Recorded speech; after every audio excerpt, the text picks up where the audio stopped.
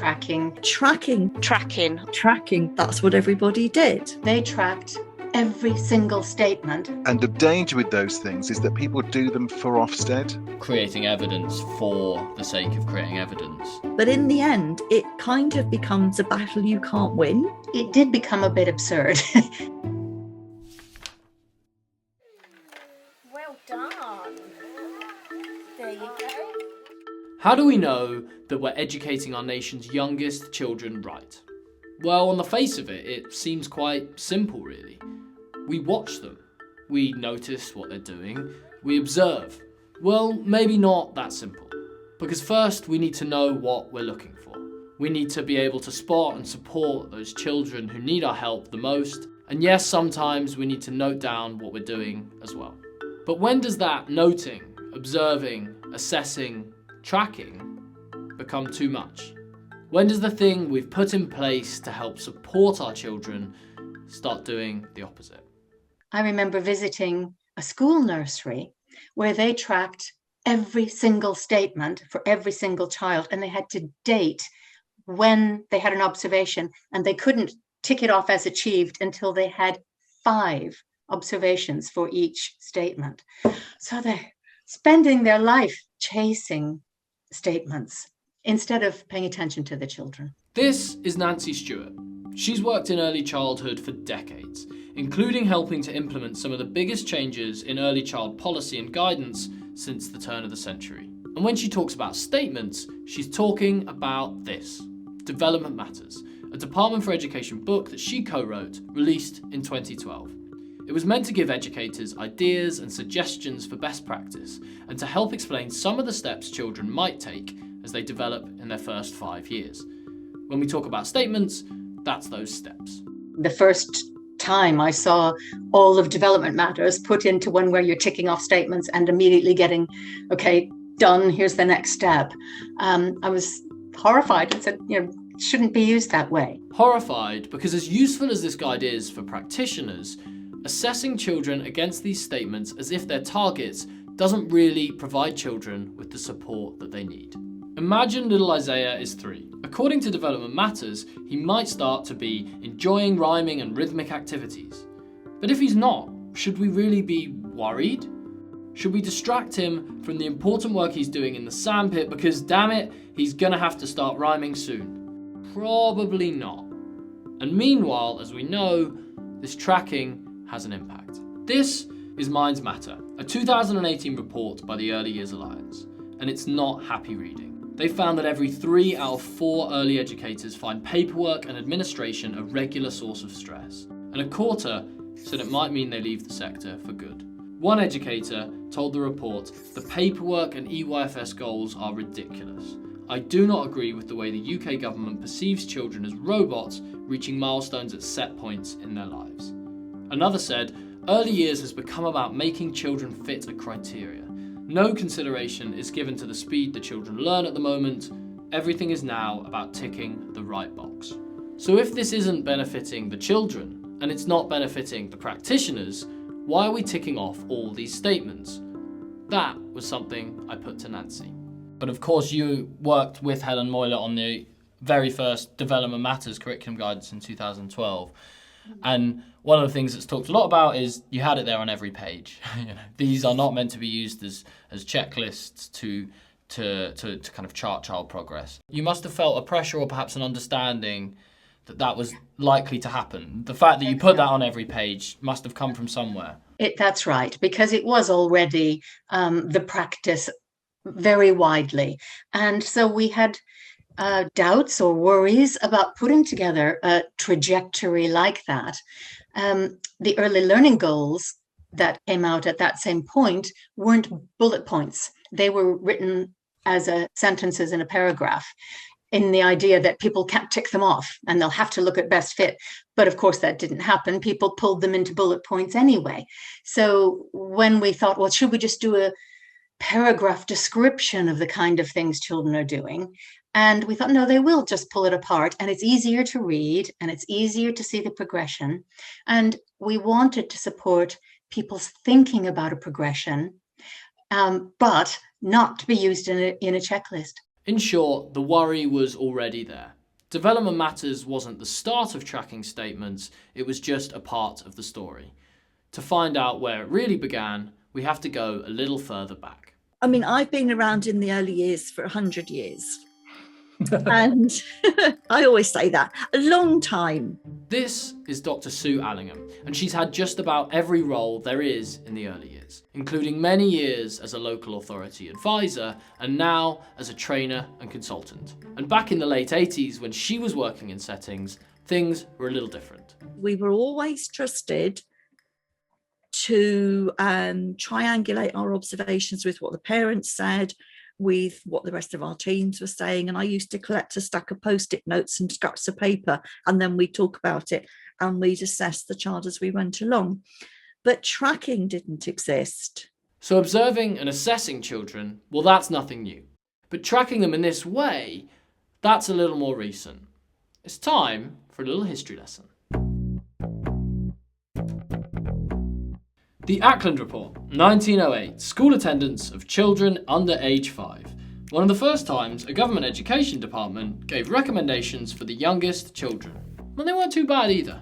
What followed was some slow but important progress. Legislation for the introduction of nursery schools in 1918, the founding of the Nursery School Association in 1923, influential reports and important legislation, but the real explosion of interest in early education policy began in 1996 with the introduction of... Desirable outcomes came first, and some people then said, oh, we don't want you to tell us what children have to do, but they're only desirable, we don't have to do these. The desirable learning outcomes were the first time a government laid down targets for children at the age of 5. And just 3 years later, in 1999, we had new ones. And this time, they were called the Early Learning Goals. And at that point, it was, it's a goal now. But it was still clear that these were goals, but to aim for, but not necessary for every child, not appropriate for every child. And then gradually people began to break down the early learning goals. This breaking down of the early learning goals was formalised a year later with the introduction of the 2000 curriculum guidance.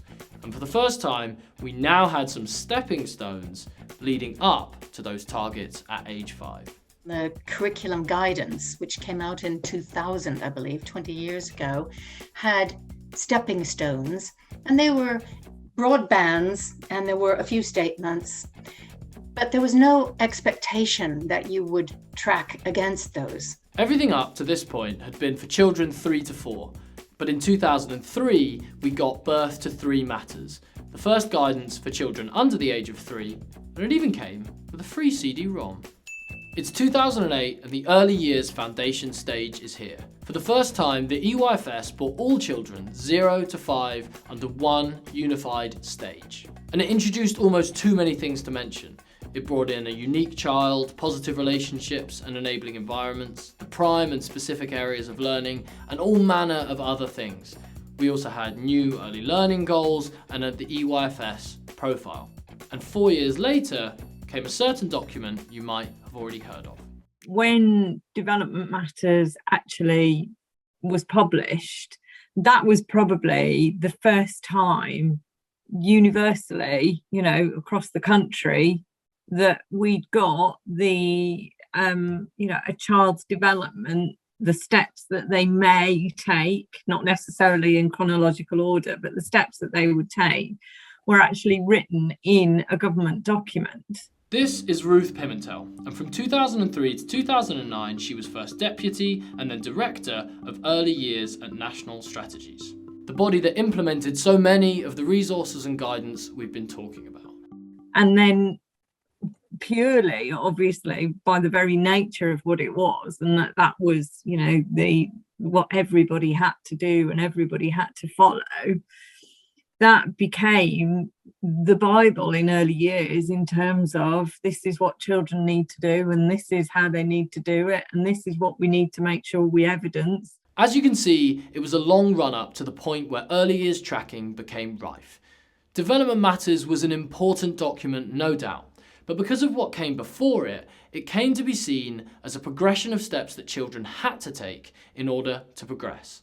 In fact, just a year later, the government published early years outcomes, taking those unique child statements from Development Matters and publishing them in a bullet point list, without any of the context of what adults and environment can do to help support children's learning. And it wasn't just history. There were other bigger pressures going on as well. Basically, so many settings and schools were being pressurised to assess children like once a week.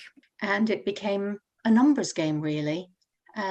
People wanting to show local authority advisors or Ofsted or their governors or whoever that we're making good progress.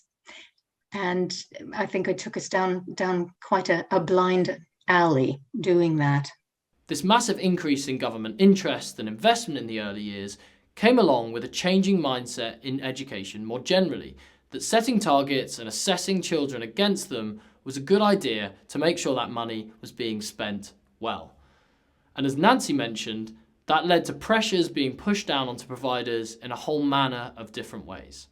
First, Ofsted, the big one. They wanted to see a big improvement in the amount of quality provision. And with so many inspectors spending time with documents, data and evidence, as well as spending time in the classroom, tens of thousands of settings felt they needed to have paperwork, not for the children, but for Ofsted themselves. They did want to see the progress data for individual children. They would come in and ask to see, 3 children or whatever, and need to look at their file and how do you know where they were in all areas every term.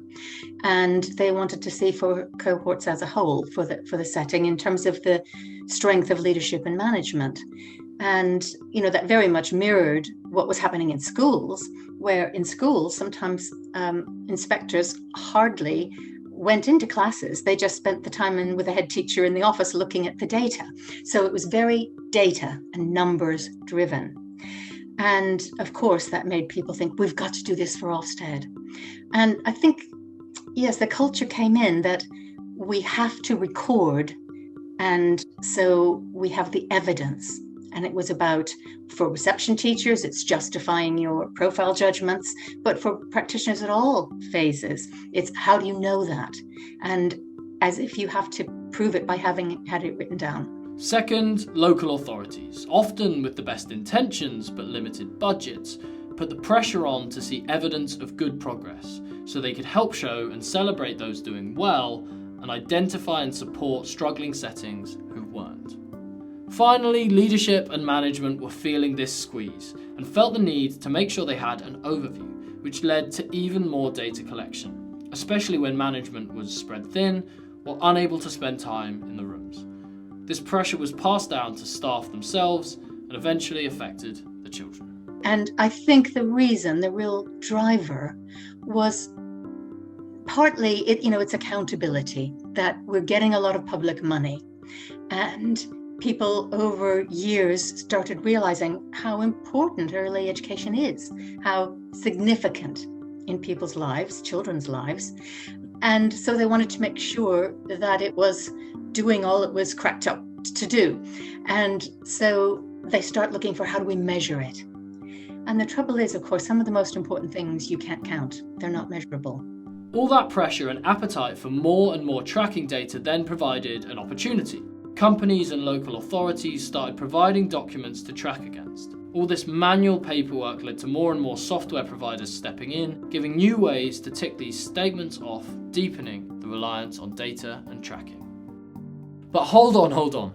Before we throw the baby out with the bathwater, we have to say it's not all been bad. Development Matters was an important moment, setting down an agreed upon idea of what good child development practice looked like, helping to support a whole generation of less experienced practitioners.